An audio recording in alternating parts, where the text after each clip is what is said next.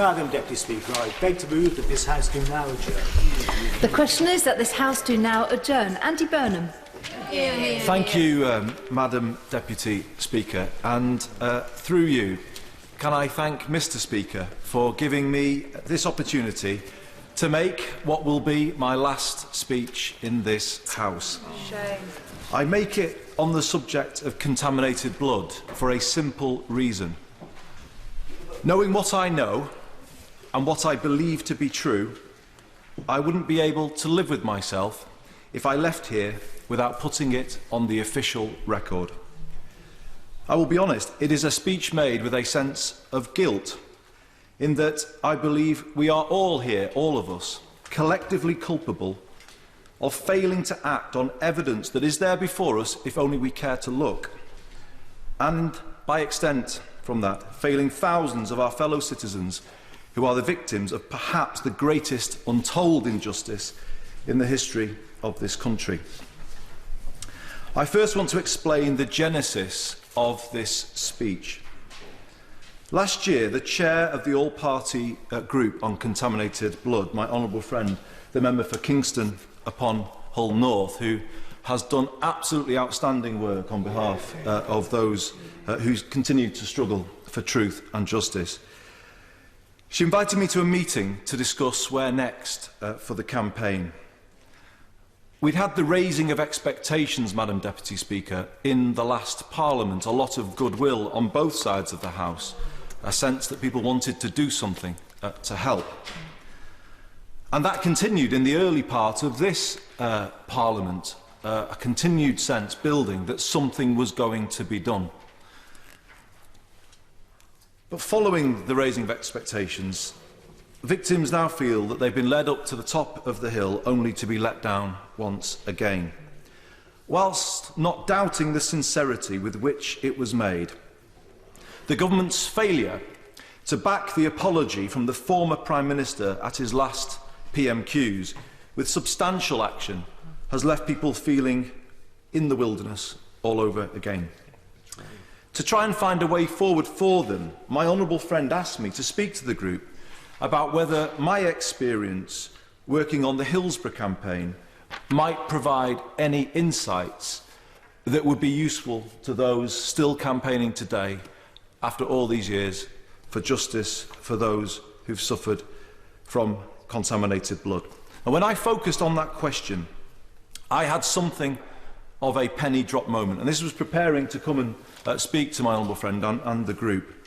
The more I thought about it, the more the parallels between the two, between the contaminated blood scandal and Hillsborough, became clear to me. Obviously, both relate to the 1980s. Both resulted from appalling negligence by public bodies. But also, in my view, and as I will show today, both have been subject to an orchestrated campaign to prevent the truth from being told. And it is that failure to give the victims the truth that compounds the injustice and the suffering that they have experienced. Here is what I think is the crux of the problem. Contaminated blood has always been viewed through a financial prism. And that, in my view, suits the government. It keeps the victims in a position of subservience, forced to beg for scraps of help from the various funds that have been set up. And by the way, Madam Deputy Speaker, let me make clear, I'm talking about all governments here. I'm not talking about this particular government, although I am talking about this government. I am also talking about all governments. To the extent that the public know anything much about this scandal, there is a vague sense that it is an argument about money. And in my view, it's in the government's interest to keep it there. They want to keep it there. Why?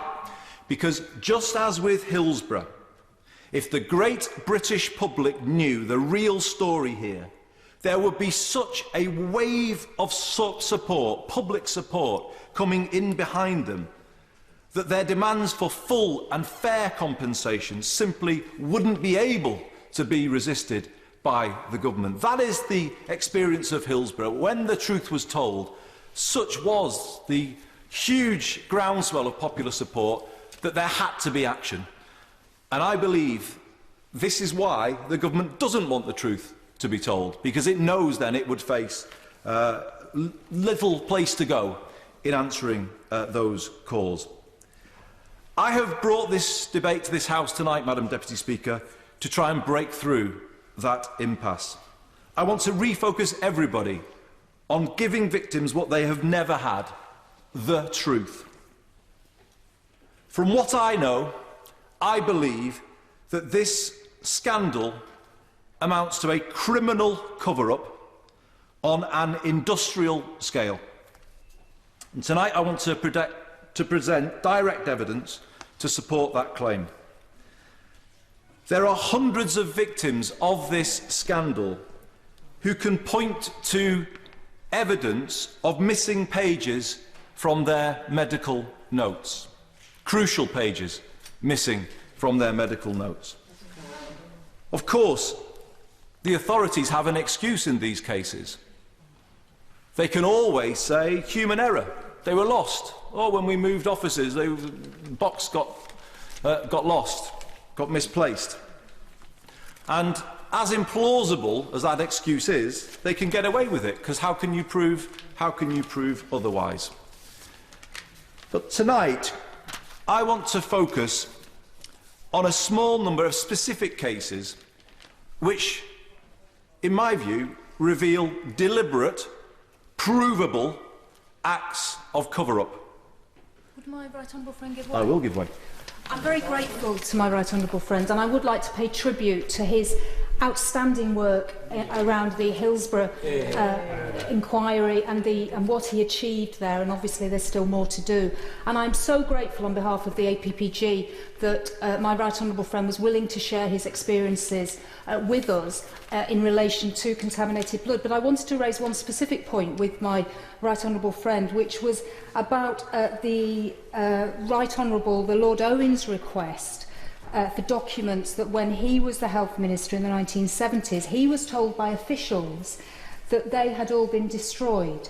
And the Archer inquiry, which I'm sure my right honourable friend will make reference to, found no reason why that should have happened. And I know my right honourable friend is going to come on to talk about specific cases of documents being lost or doctored in some way. But just from what happened to a government minister and this idea of an industrial scale cover-up, does my right honourable friend think that actually what happened there with Lord Owen and what he's about to describe with the particular individuals just shows how deep-seated this cover-up goes? Yeah. Well, I think, Madam Deputy Speaker, that my honourable friend has put her finger on the point, which is that with Hillsborough, when we finally got to match up documents held at a local level with those at a national level, the full picture began to emerge.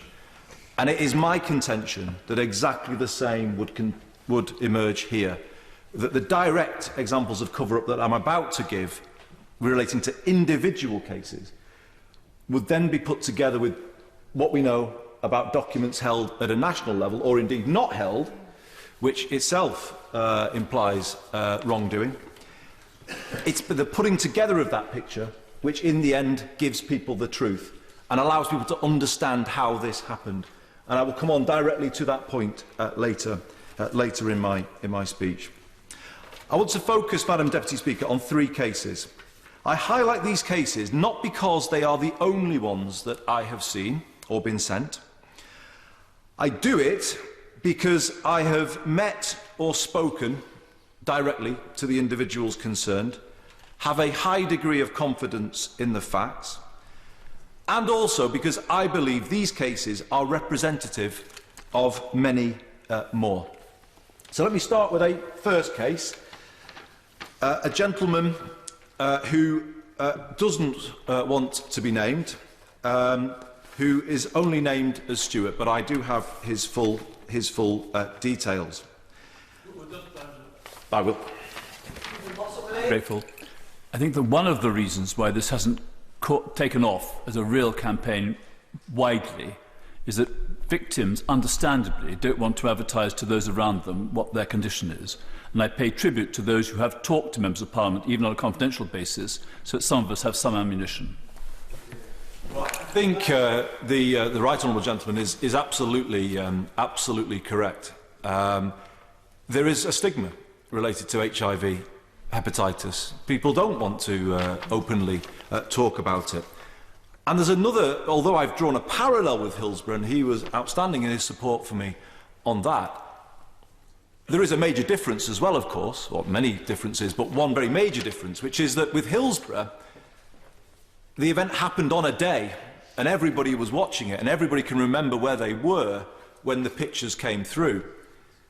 This was a silent scandal that affected people in all parts of the country, all walks of life, not all people from a similar place, spread about, unable to maybe organise in the same way that the Hillsborough campaigners were able to organise. And that is another reason why they haven't, in my view, been able to move things forward. And the other reason that the honourable gentleman, the right honourable gentleman gave it is true too. I'll just talk about Stuart, Madam Deputy Speaker. When he was 6 years old, he was sent to Maidstone Hospital, sent by Maidstone Hospital to Lewisham and Oxford haemophilia centres to have tests carried out to see if he had haemophilia. When he was 7, they wrote back and said that all the tests were normal and he didn't have a bleeding problem. When he was 8, Stuart attended Maidstone Hospital with a swollen knee. Nothing more, a swollen knee. Wasn't life-threatening, and he had no bleeding problem associated with it. But the hospital, Maidstone, then, with no warning to Stuart or to his parents, none at all, treated him with 12 transfusions of contaminated blood products over 3 days. And according to his medical records later, this should not have happened. Maidstone Hospital, then, in 1986, unbeknownst to Stuart, wasn't told about it, carried out an HIV and a hepatitis B test on him. He was never tested for hepatitis C, even though his records show there was a test available at the time. And it was never again tested in 1989 or called back as other tests became available. Stuart has all of his medical records, except one thing is missing: the batch numbers for the contaminated blood products. He was eventually told that he had an infection for hepatitis C. Listen to this, Madam Deputy Speaker. January 2013 is when he was told that he was positive for hepatitis C. He was also told that it was then too long for him to pursue a court case, despite the fact that legal experts said what had happened to him was negligent, and Stuart firmly believes there has been a cover-up. Let me move on to a second case, Madam Deputy Speaker, and this case is of a woman called Nicola Enston Jones. Let me read what she's written. As a female with haemophilia diagnosed in the 1970s, from the age of 9, my parents spent years trying to find out what happened to me after receiving factor VIII. This was in the 1980s. Doctors denied anything was wrong with me, referring to me as having psychological problems. They said there was nothing wrong with the treatment they gave. She says that was not unusual for haemophiliacs growing up then. It was when I was 24 in 1995, that I asked a nurse if I'd ever been tested for hepatitis C, as my mum had seen on the news about haemophiliacs being diagnosed and dying from this new strain of hepatitis, and all the signs and symptoms listed were the same as mine. The nurse laughed at me and said, "You won't have that," then came back with my medical notes and informed me that I was positive to hepatitis C from a test done in 1991, a test I knew nothing about. Like a true haemophiliac, and after spending years of searching for answers, I had suddenly found out why I had suffered health problems since childhood.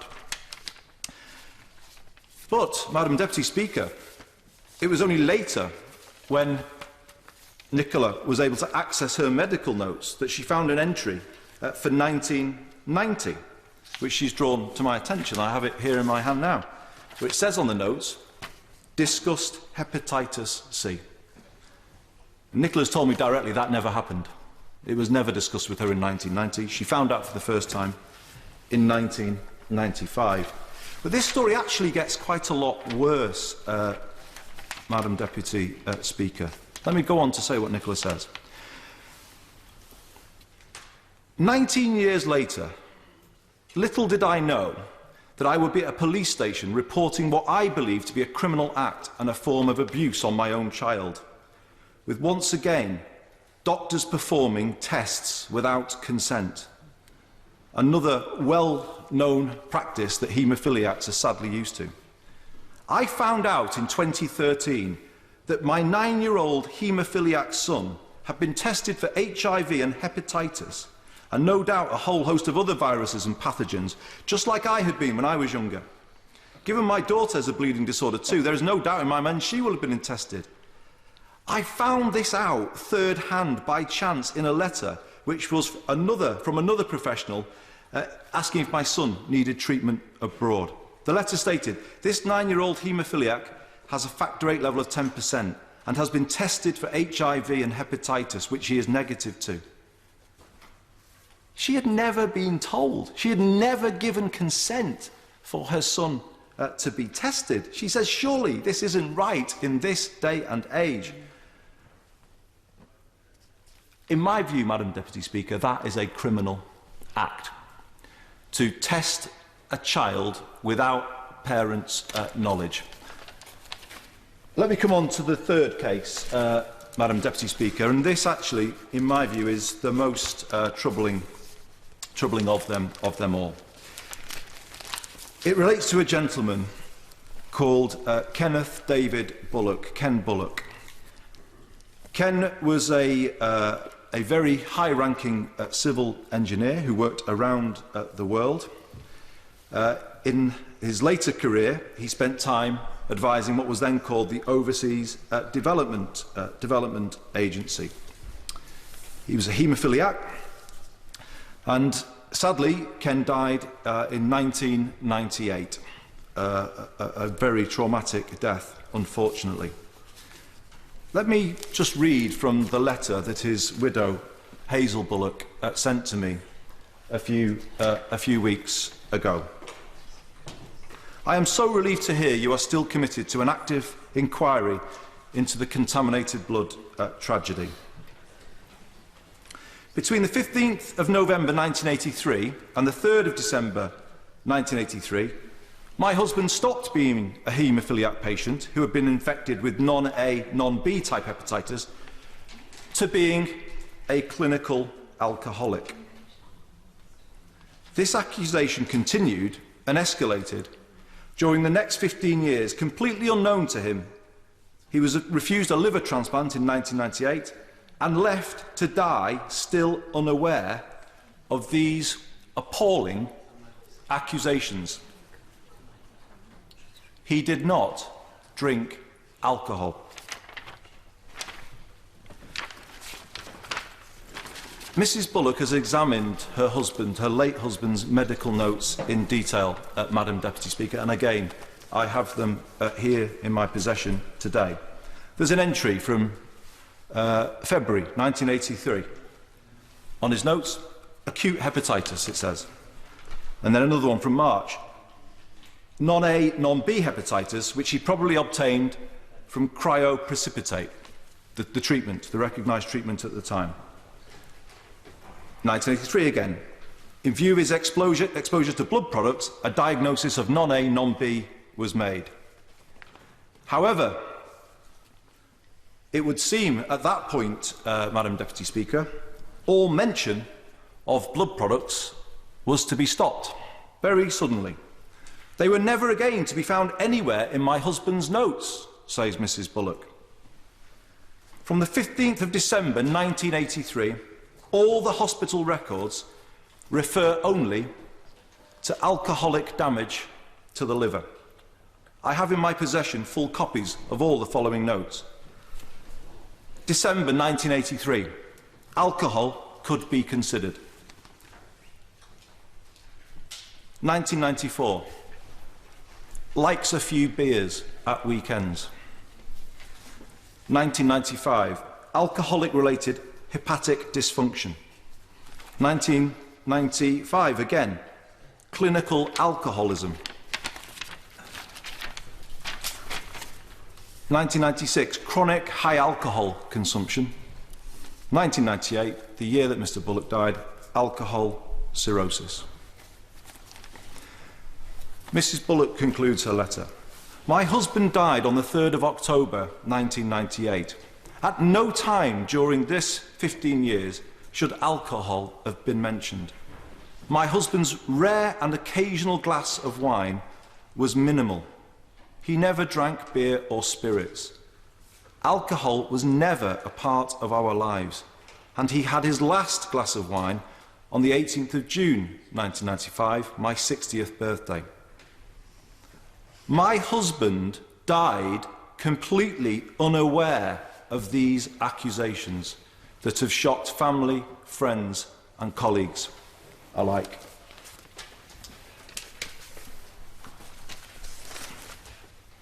Madam Deputy Speaker, just as the evidence of amended police statements provided the thread that we eventually pulled to unravel the Hillsborough cover-up, so I believe the evidence I have just provided must now become the trigger for a wider inquiry into establishing the truth about contaminated blood. There is a very disturbing echo of Hillsborough, is there not, Madam Deputy Speaker, in what I have just said? In that people who were the victims of negligence by the state were suddenly the victims of smears perpetrated by those working on behalf of public bodies, particularly smears related to alcohol, to suggest that the disease that afflicted Mr. Bullock's liver was self-inflicted. It reminds me, of course, of those front-page newspaper stories that appeared straight after Hillsborough that alleged the Liverpool fans were drunk. It's a time-honoured tactic, isn't it, to deflect the blame from where it should be over to somewhere else. Now, it is, of course, possible that in each of the cases that I have mentioned, the hospitals and clinicians concerned were acting on an individual basis to prevent their negligent practices being known. But I have to say, I doubt that this was the case. My suspicion, as I said to my honourable friend a few moments ago, is that there will be documents held at a national level, either by the government, regulatory or professional bodies, that point to a more systematic effort to suppress the truth. I've actually got two in my possession, so I can save the Minister or the government time if they suggest that there aren't any. There are some. Two documents that I want to put on the official record today, Madam Deputy Speaker. One, a letter sent from Stanford University's Medical Centre in January 1975 to the Blood Products Laboratory, then the UK government's wholly owned blood products operation. This letter goes into great length warning about the risk of the new Factor 8 products that were coming onto the market. It said, in relation to one particular product, this gentleman writing the letter, Mr. Allen, he said of one product, the source of blood is 100% from Skid Row. Skid Row derelicts, in his words. He is writing to warn the British government about the blood products that are being used.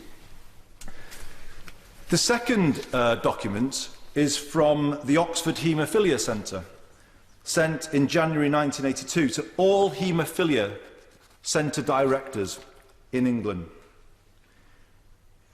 It is talking about the new products coming on the market. And it says this: After initial production batches may have been tested for infectivity by injecting them into chimpanzees, it is unlikely that the manufacturers will be able to guarantee this form of quality control for all future batches. It is therefore very important to find out by studies in human beings to what extent the infectivity of the various concentrates has been reduced. The most clear-cut way of doing this is by administering these concentrates to patients requiring treatment who have not been previously exposed to large pool concentrates. In other words, Madam Deputy Speaker, let's find out whether there's infectivity, in their words, in these products by using patients as guinea pigs. That is what this is saying, without regard for the consequences. Proof, in my view, of negligence of a very serious kind indeed. And that's what then brings me to the point that my honourable friend raised earlier. When we have these documents, the Americans warning in 1975 about blood products derived from blood taken off convicts on Skid Row, and then when we have a letter going out from the Haemophilia Centre in Oxford some 7 years later saying that they needed to be just push on with trials, give them to patients so we can find out if these products are infectious, my goodness, you soon imagine, don't you, that there's something that might need to be hidden here. And that is then when you consider the question of a health minister's papers, entire paper sets, as I understand, to be comprehensively destroyed under something that they called the 10-year rule. I've been a minister, I've never heard of the 10-year rule. Have you, Madam Deputy Speaker? It's a new one on me. A minister's papers destroyed without his consent seems to sound alarm bells to me and to suggest that something is seriously amiss, Madam Deputy Speaker. Would my right honourable friend give way? I will. I also wondered if my right honourable friend was as shocked as I was to learn that in November 1983, the then Health Secretary told Parliament that there is no conclusive evidence that AIDS is transmitted by blood products. Yet months earlier, the Department was preparing a document which said AIDS was almost certainly transmitted in this way, and the Advisory Committee on Dangerous Pathogens told also of strong circumstantial evidence that it was bloodborne. So it seems again there was real issues about what was being told to people, and Parliament, and of course ministers must never mislead Parliament, and yet clearly the information that was being given to Parliament back then was not correct. Well, I fear my honourable friend is right once again. I am aware that Crown immunity was applied to individuals to protect the government from litigation around this time. I think it does paint the picture, Madam Deputy Speaker, and you know, this is why we come on to the need to see the papers so that we can, well, let's find out. I mean, I don't want to stand here and accuse ministers in that government of anything. That's not my purpose. But I would say let's have a look at the papers. Let's at least see whether or not there was any misleading statements given. What I think we have evidence here in terms of the cases I've put before the House today is, number one, people used as guinea pigs. Number two, people given inappropriate treatment, as Stuart was. Number three, tests being done without people's knowledge or consent. Number four, the results of tests, even when they revealed positive results, being withheld for years, decades in some cases, from those individuals. And it's even been suggested to me, Madam Deputy Speaker, that other people close to those people then got subsequent infections from people because they didn't know they were HIV or hepatitis C positive, were living their life and then infected other people. And number five, as we saw in the case of Ken Bullock, the falsification of medical records, slurs, smears in a medical record to suggest liver disease was self-inflicted. These are criminal acts. Criminal acts. Yeah, I will give way to my honourable friend. Can I at this stage pay tribute to him when he used to be Secretary of State for Health, because I was in the department with him at the time as a PPS. Can I ask you this question? Are we saying that the information is immune from the Data Protection Act or the Freedom of Information Act? Was that ever applied in this situation? Well, I think people have applied for documents, but many have been withheld. And I'm going to come on to this point in a moment. I was a minister in the Department of Health just after the Archer report had come out and had been responded to by the previous Secretary of State and Minister of State. And I came in, and at the instigation of the late Paul Goggins, sought to reopen the whole issue, and received a lot of institutional resistance, if I could put it that way. And I stand here myself out of a sense of guilt. I wish I'd have done more over the years, but having looked at it all and pieced it all together, I think the documents that are withheld would fill in some of the gaps that I'm describing today. Give way to the honourable gentleman. Thank my honourable friend for giving way and I pay tribute to the work he's done on this issue and many others. The case he describes, or the third case he described, surely is one of defamation. And is it not the case, and would he agree, that all families affected now, if they haven't already, must access their own medical records or the medical records of family members who've passed away? At least defamation. I mean, misconduct in public office. I think there are a range of potential offences that could be considered here. And it remains the case that some people haven't had access to their full medical records. The number of people who've said that pages are missing, crucial pages are missing, there's just so many examples of those. Obviously, you can't prove that, but I have put on the record today things that I think are provable and are criminal, in my view. And that cannot be left there. And this is where the Minister is going to have to answer this point directly when she responds. Well, my right honourable friend, I certainly will. I thank my right honourable friend for giving way and pay tribute to him and the member for Kingston upon Hull for the work they've done in exposing this. When Alex Smith, a constituent of mine, first came to an advice surgery to tell his story about how he lost his wife through contamination, now he himself had contracted hepatitis C through a contaminated blood product, I couldn't help but feel aggrieved on his behalf. It feels now, though, that this has moved on to something completely different, which is a very sinister cover-up, and I pay tribute to the work of my friend for exposing it and getting it this far. I think it has. I mean, for me, that whole thing about finance, always about finance, can we give them a bit more? It's kind of been helpful to the government, because it's never been focusing on the issue that it really should be on. And as I said at the beginning, if the truth were known, the wave of support behind people struggling for the truth would have been massive, absolutely massive, and the government would have had nowhere to go. It would have had to respond, and consequently people are still struggling, like the honourable gentleman's constituents, and hopefully they won't have to struggle for much longer. I'll give way to the honourable gentleman. I'm grateful. It seems to me that what he's pointing out are three major things. The first is that those still alive who are affected and their families need proper help, generous help, without delay.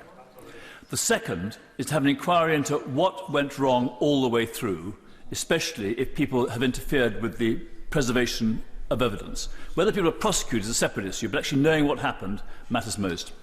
But the point, I think, which is really in my mind, is it was in 1970 or 71 where Richard Titmuss, in his book The Gift Relationship, pointed out the difference between blood donations in Britain where they were freely given by the healthy and the point the right honourable gentleman has made about where it came from in the States. If that is there in the book in 1970 or 71, people should have paid attention as soon as they had any warning at all, whether from Stanford or anybody else.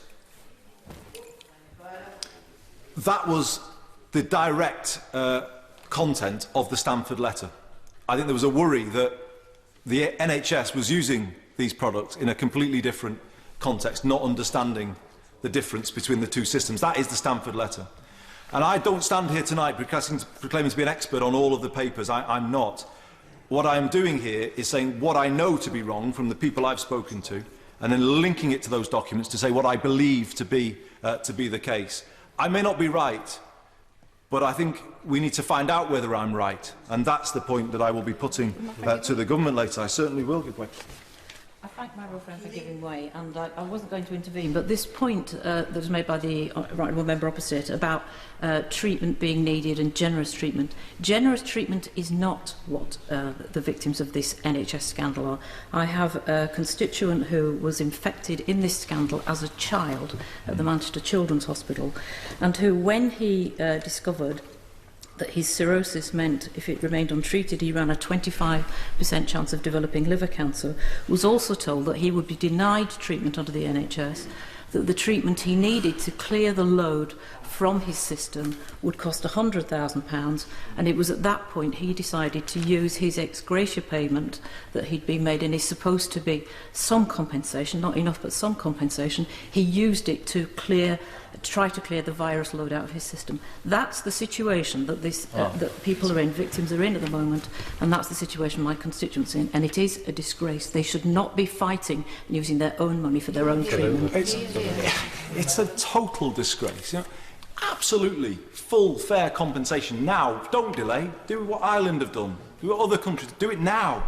Government should do that now. They raised expectations. They should do it, and we'd all support it.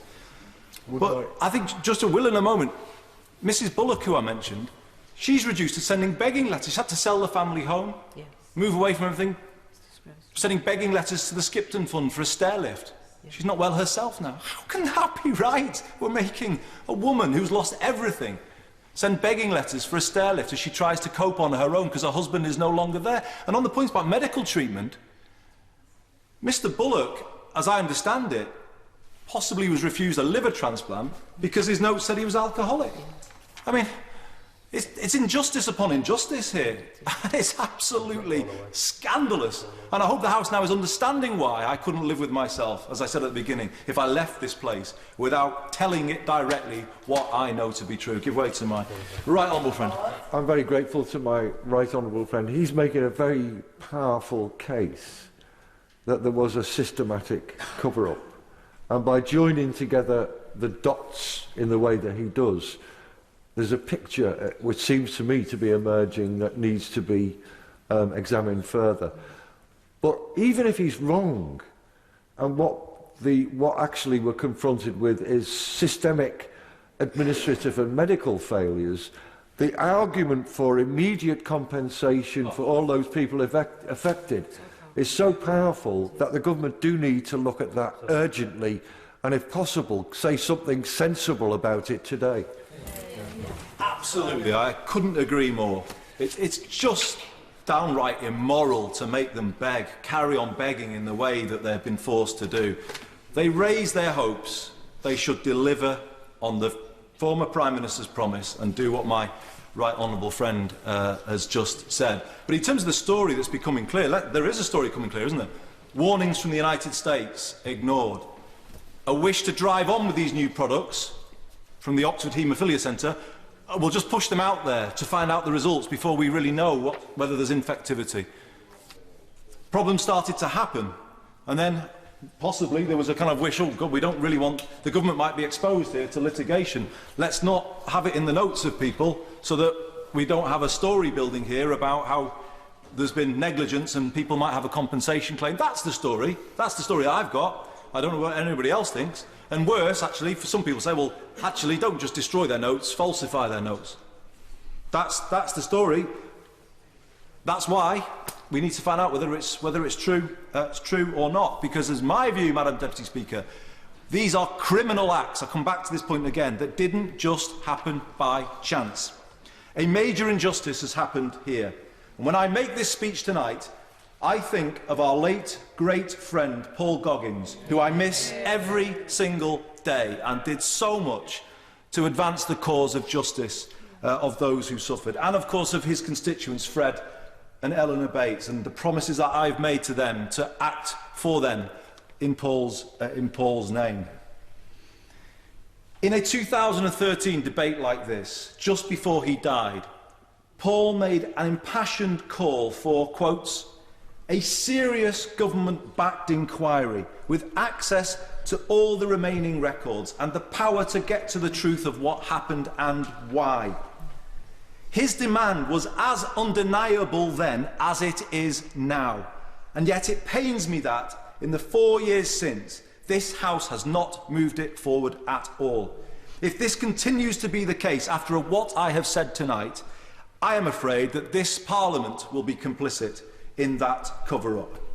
In reply to my honourable friend's demand for an inquiry, a letter she wrote in October 2006, the Prime Minister said this: "The relevant documents have been published on the Department of Health and National Archives websites, and it is unlikely that a public inquiry would provide further information." In my view, that is a highly debatable statement, Madam Deputy Speaker, and I don't think a Prime Minister who has a good track record in helping secure justice for those to whom it has been denied should have put her name to a letter, probably drafted by the Department of Health, like that. I remember exactly the same thing being said to me by those who opposed the setting up of the Hillsborough Independent Panel. Everything's out there, it's already known. It's what they always say. If the Prime Minister is confident in her assertion, and I say this to the Minister, rather than just publishing the documents the government has selected as relevant, why not publish all of the government-held documents so that we can all decide whether her claim is true or not? On the basis of the evidence I have presented tonight, I believe it would be quite wrong for this House to resist that call. To be clear, I am not calling for a lengthy public inquiry. I am calling for a Hillsborough-style disclosure process overseen by an independent panel which can review all of the documents held by government, NHS and private bodies.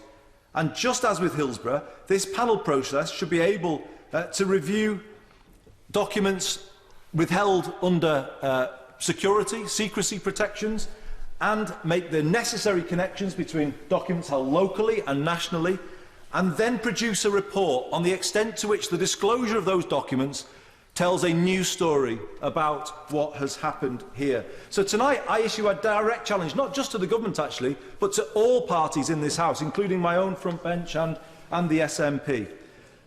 It is to do the right thing and put a commitment in your election manifesto to set up this Hillsborough-style inquiry into contaminated blood. That, in my view, would be the most effective way of getting as quickly as possible to the full truth, the whole story, as it did quite effectively and efficiently with Hillsborough. But, Madam Deputy Speaker, I do want to be clear tonight with the Minister and the House. If the newly elected government, after the general election, fails to set up the process I describe, I will refer my dossier of cases to the police, and I will request a criminal investigation into these shameful acts of cover-up against innocent people. So I say to the Minister, the choice is yours. People are asking me already, why don't I just go straight to the police with the evidence that I have got? And I owe them an explanation as to why I am not doing that. It is my view that the individual crimes I've outlined are part of a more systematic cover-up and can only be understood as part of that. If we refer them piecemeal to the police, they may struggle to put together the bigger picture of what lies behind the falsified medical records, and that may in turn delay truth and justice. However, if the government won't act, then I believe a police investigation is the correct step, and that is what I will request, because I can't keep this information in my possession and not do something with it. And as we know, time is not on the victim's side, so I will set a deadline on it. If the government does not set up a Hillsborough-style inquiry by the time the House rises for the summer recess, then I will refer my evidence to the police and I will request that investigation. Well, thank you very briefly. We'll give way. I thank my right friend for giving way. I think he's making an incredible, powerful case, and I know that it's his final speech that he'll make here. I should say, because we discussed it earlier, that the Shadow Health team entirely supports his call. Well, Madam Deputy, I'm very, very pleased to hear that. I hope that means a commitment in the election manifesto of the kind that I've just called for. I give way to my friend. Would my honourable friend agree with me that there should be a backbench business debate on this issue when Parliament returns before the summer recess, so that backbenchers from all parties can pressure the government to meet his demands? Well, I make this plea, I won't be here, but I make this plea to him and to... I don't know if he will be returned. You know, don't rule out Labour in Scotland. We're on the way back. I say to everybody, people who are here in this House today, people who are candidates who may be coming here, you must act on this information. You cannot leave this where it is. Your conscience tells you you've got to do something about it. Madam Deputy Speaker, when the government ruled out an inquiry into Orgreave, despite the existence of clear evidence of serious wrongdoing by the police, they did so on the basis that, quote, nobody died. I'm afraid that threadbare defence will not hold here. No. People have died, 2,000 in all, and they have been the victims of both negligence and cover-up. In its heart of hearts, this Parliament knows that to be true, and so the question is, what are we going to do about it? I will end with a quote from an email I've received from another victim, Roger Kerman, who became infected with hepatitis C in 1978, but who only found out by accident when having a hip replacement operation in 1994. This is despite having raised his family in between. His brother George died from AIDS in 1991. He says this: I have been fortunate to make it as far as I have, but I have a real sense of anger against successive governments for their indifference to the plight of so many. Politicians should not be surprised at the loss of confidence in Parliament when candour is not forthcoming and they are seen as interested only in preserving their own position and the status quo. I suspect Roger speaks for every single family affected by this scandal. It has been an enormous privilege, Madam Deputy Speaker, for me to serve my constituents in Lee in this House, and it is with a real sense of sadness that I prepare to leave. But I have to say, I have also, in my 16 years here, had my eyes opened to its shortcomings. The simple fact that following Hillsborough, so many other justice campaigns have come to me, many of them from the 1970s and the 1980s. That simple fact tells me something.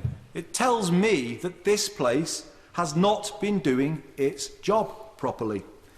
Westminster will only begin to solve the political crisis we are living through when, in the face of evidence, it learns to act fearlessly and swiftly in pursuit of the truth and gives a voice to those of our fellow citizens who, through no fault of their own, have been left in the wilderness. Collectively, we have all failed the victims of contaminated blood, and I do not exempt myself from this. And I wish to apologise to all those affected for coming so late to this issue in this speech tonight. And I apologise to you, Madam Deputy Speaker, for the length of time I have taken in introducing my comments. But in another way, I don't, actually. I don't. The House should be delayed tonight on this matter. The truth has been delayed for people. The justice has been delayed. So this House should be delayed tonight as it hears directly what they have been through. And I hope we have given a flavour of that tonight.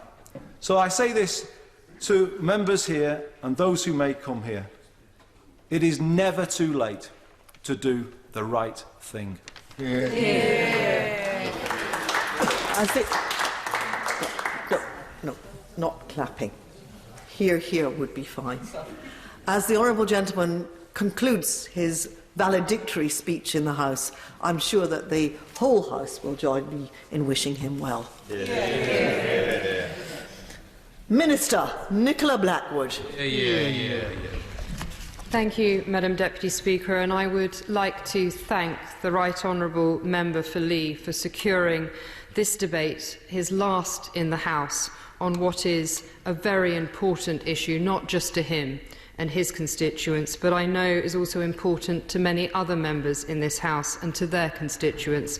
And I would like in particular to pay tribute to the courage of all victims who have allowed their stories to be told today. The value of this in reminding us why we are all here and in driving us to find the best solutions to this very difficult issue cannot be overestimated, and I think that we should all take a moment to remember that. That is exactly why the government has introduced the infected blood payment scheme alongside the commitment of up to £150 million up to 2020-2021 for all those affected. It will more than double the annual spending during that time. I'm sure, though, that the whole House will share my view that nothing can make up for the suffering and the loss that families have experienced, and no financial support can change what has happened to them, as the Right Honourable Gentleman said. However, I do hope that all of those here today will recognise that the support provided is hugely important for those facing such significant medical challenges and is materially more than any previous administration has provided, and recognise it is a measure of how seriously this government takes this issue. I would also just like to start by taking a moment to clarify some issues around the consultation, because there has been some confusion in recent weeks about it. The consultation response, announced on the 13th of July 2016, introduced for the first time an annual payment for all individuals affected with HIV or chronic hepatitis C through NHS-supplied blood or blood products, and the recent consultation, which closed on the 17th of April 2017, asked for comments on the special category mechanism. This mechanism will allow those with hepatitis C stage 1 to consider their infection or its treatment has a substantial and long-term adverse impact on their ability to carry out routine daily activities to apply for the higher annual payment, equivalent to annual payment received by beneficiaries with hepatitis C stage 2 disease, such as cirrhotic liver and its complications, or those infected with HIV. And we anticipate that a significant proportion of stage 1 beneficiaries will benefit from this new process and the higher annual payment level it will offer.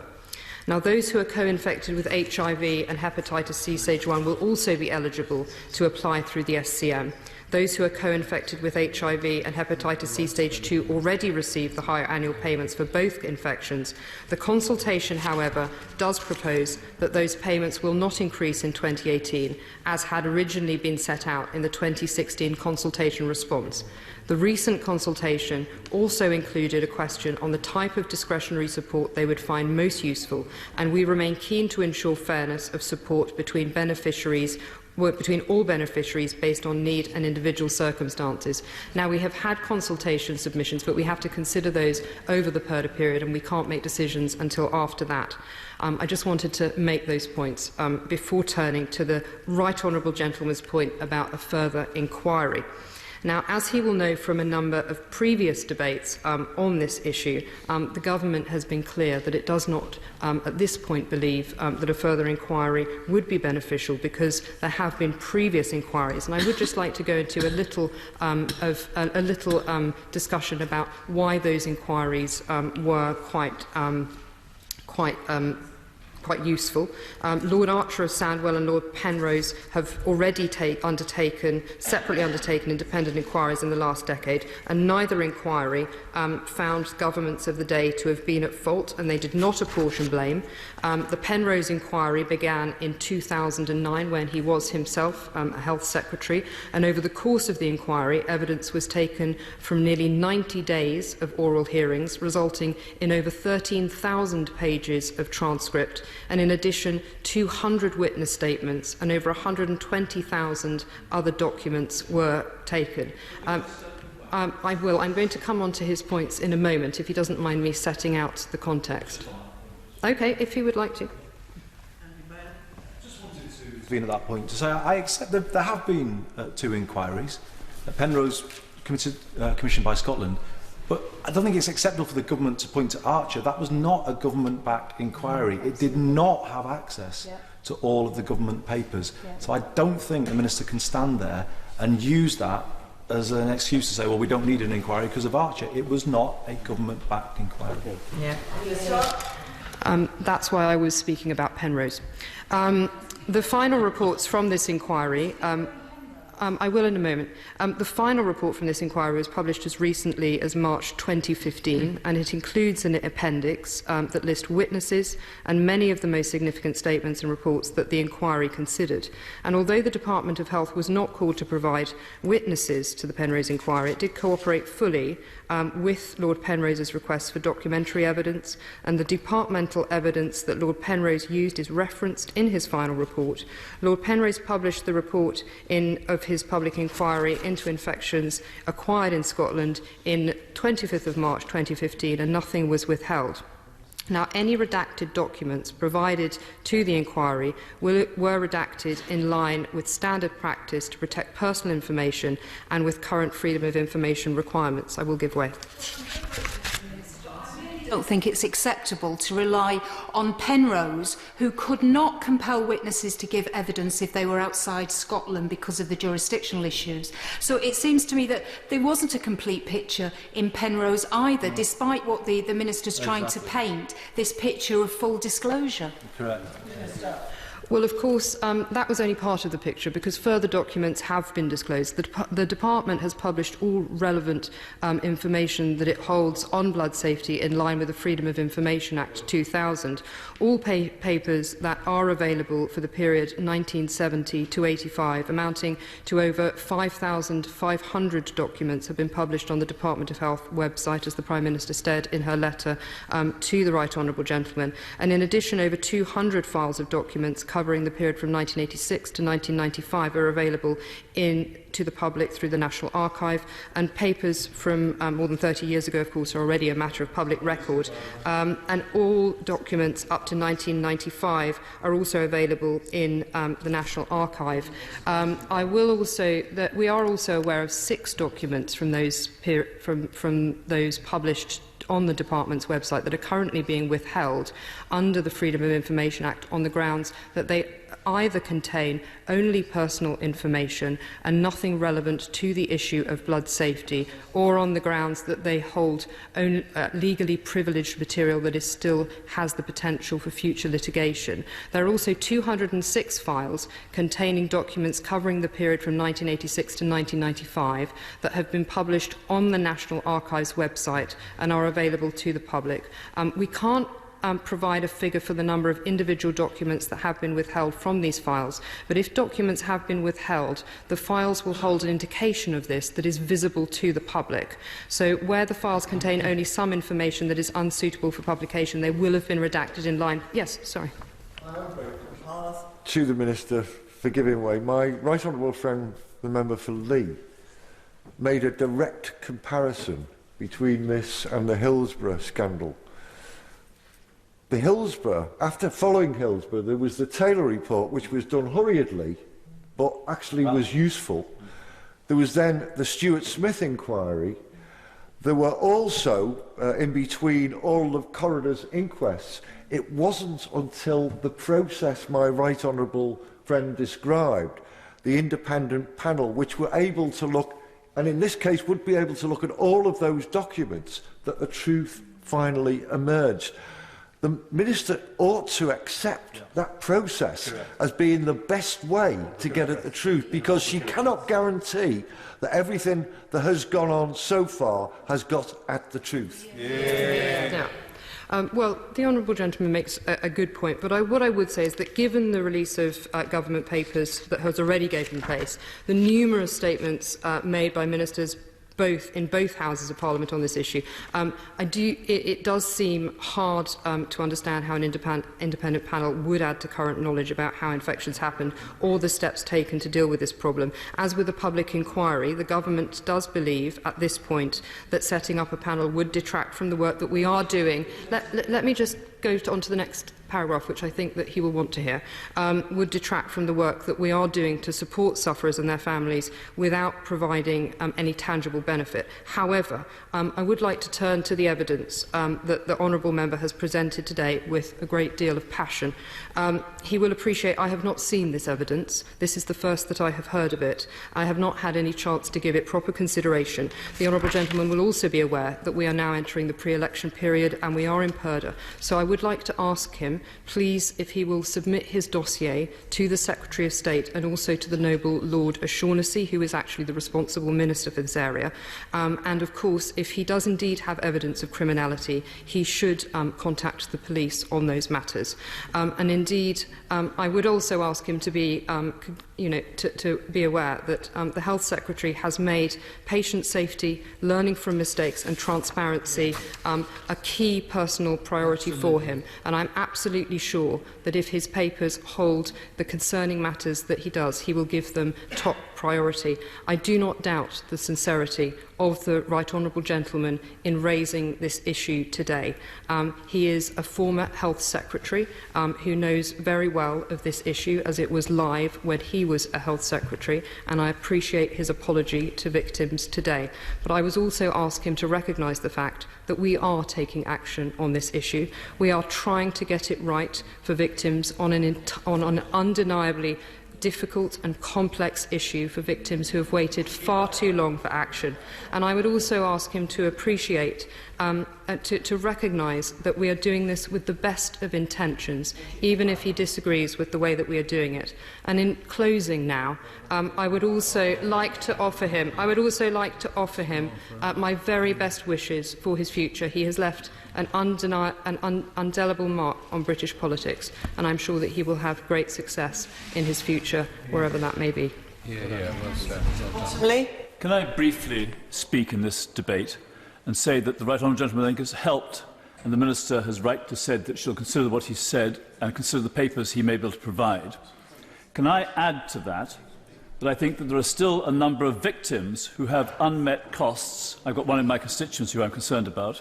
And can I suggest that over the election period, that the advisers to ministers pay attention to the comparisons with Hillsborough and with this, and say it's not just the government-held papers that matter, it's the ones that are held in other parts of the health service. So if, for example, in the case of someone who died being told he'd been drinking too much when he didn't drink seriously at all, that's part of the evidence which I think could come into an inquiry. So, certainly. Sure, the point has been made. But there are people dying. This goes on and on and on. And people want some closure on this. And the people are knowing that they are coming to the end of their lives and they won't get that closure. I believe that over the election period, the advisers to ministers, not just to health ministers but to others, perhaps the Home Office as well, should consider what could be obtained by the kind of inquiry and call for evidence which the Right Honourable Gentleman has rightly put forward. If he's got any other points he wants to make through me, he's very welcome. I'm grateful for the opportunity to do that. And I would say, the Minister was very kind in the remarks that she made. But I do think the point that maybe was missed when referencing Archer and Penrose is that I'm calling for a different process, a process that takes documents, I think as my right honourable friend said, documents at a very local level and matches them with documents higher up the chain. And it's only then you can get the jigsaw together where you can start to understand why someone was acting in this way in this particular hospital. And that is what we were looking for. And that was the strength of the Hillsborough Independent panel, that it was able to paint that canvas and put all of the pieces of the jigsaw together. And the point was, and I just would want, I will send the evidence to the department, amended police statements was only something that came to light properly just before the 20th anniversary of Hillsborough. What I presented to the House tonight is altered medical records. A fact. We have it, a fact that's been given to me. That is the same trigger, in my view, that now should be looked into to establish the same point. Because actually that is new evidence that the government now needs to consider to take a new decision in relation to this. The Right Honourable Gentleman has taken the words out of my mouth. He said it better than I could have done. We're all grateful to him. The point is, this scandal should never have happened. When it was started, it should have been stopped. And when it had been stopped, people should have known why it had gone on for as long as it did. It seems to me that the Right Honourable Gentleman has done a service, and perhaps I can give way one last time and then regard my speech as concluded. I thank the honourable member for giving way. In relation to what inquiries have taken place, the House should not forget that where there was a tribunal of inquiry, namely in Ireland, the Lindsay inquiry found that the state knew of the risks and continued with those risks, because that's what other states like the UK were doing. So is it credible that an inquiry in Ireland could find that the risks were known but carried on with, and that a further investigation through a panel such as the honourable member has decided wouldn't come to that same conclusion? Absolutely not. One of the questions. I conclude by thanking the right honourable gentleman, thanking his neighbour, the honourable lady for Hull, who leads the all-party group, and if I may, thanking my right honourable friend sitting now in front of me, who has done so much to make sure that these issues are dealt with both as a backbencher and as a minister.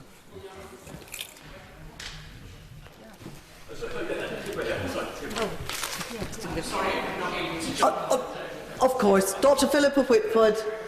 I thank the honourable gentleman for giving way. I know that Penrose inquiry is always cast up as having dealt with this issue, but the Penrose inquiry was only held in Scotland. It was a Scottish inquiry, and they were not able to summon people from the rest of the UK who did not want to attend, and therefore the idea that Penrose has dealt with it is absolutely fallacious. You must have a system where you can summon people to give evidence right across the United Kingdom.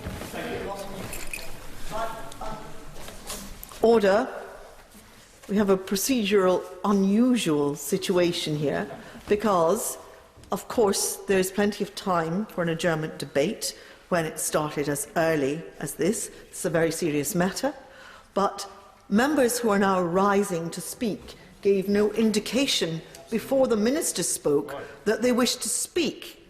Now, that does not mean that they will not be permitted to speak, but just because this happens to be the end of a Parliament, an important issue, and time is available, doesn't mean that I will ignore the... Mr Durkan, I'm addressing the House. Doesn't mean that I will ignore the normal courtesies of this chamber. Now, two people have indicated to me that they wish to say something. They must know they ought to have done so before the Minister spoke. It was quite obvious when I was going to call the Minister.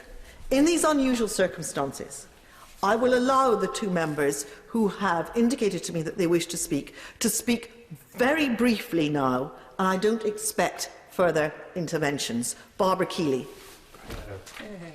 I thank you on behalf of my constituent that I just wanted to speak very briefly about further, because the Minister did make certain assertions in what she said, and I just wanted to give some more information to the House.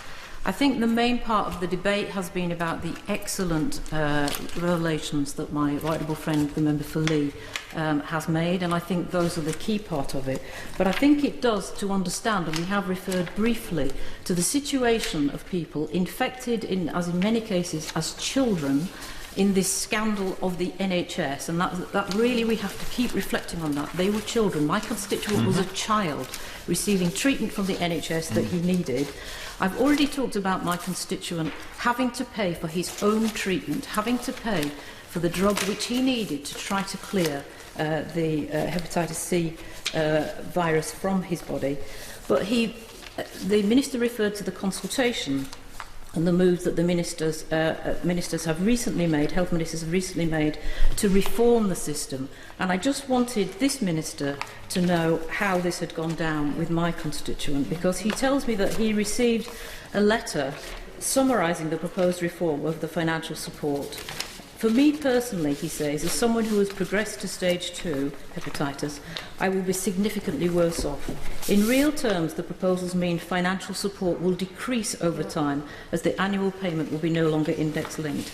I will even lose the £500 winter fuel payment I will no longer receive, a prepayment prescription certificate which I use for painkillers and anti-inflammatory medication. It is disgraceful, Madam Deputy Speaker, it is disgraceful that people who were infected as children by the NHS are being treated in this way. And my constituent goes on, and I'll just refer to this briefly. I believe the government is being deliberately punitive and exceedingly cruel in using the affected community's request to reform the various support schemes to actually make cuts to those people who have been infected by contaminated blood given to them by the NHS through no fault of their own. I just wanted to add to what has been a very powerful debate that is the situation, and has already been said by honourable and right honourable members. Our constituents have no time left. This is the situation they find themselves in. This miserly treatment just beggars belief, and it's time we did something better. Here, here. Thank you, Madam Deputy Speaker. Can I thank you for your courtesy in allowing us to speak? I fully accept that we ought to have spoken before the Minister responded. I should say expected the response to have gone on for longer, and perhaps had the opportunity to make a short intervention on that basis. I feel compelled to speak because Alex Smith, one of my constituents, has been so badly affected by this that it doesn't just affect me. When I see the government time after time refusing to do the right thing on this, genuinely it haunts me. Because none of us come into politics to do the wrong thing. We come here to try and make the country a better place and to give voice for people that have been ignored. And people have been ignored for such a long time, and time after time, it just feels as though the abuse goes on. And I really, fear went through my body when the Minister stood to read from the folder, and it was very clear the Minister was determined to go down this cul-de-sac of denial and deferral. And mark my words on this, while there's breath in my body and breath on the, in the body of people on this side of the chamber, this issue will not go away. Yeah. But more than that, if this isn't resolved, the issue will haunt the Minister. Ridiculous. The question is that this House do now adjourn. As many of that opinion say aye. Aye. The ayes have it. Order. Order.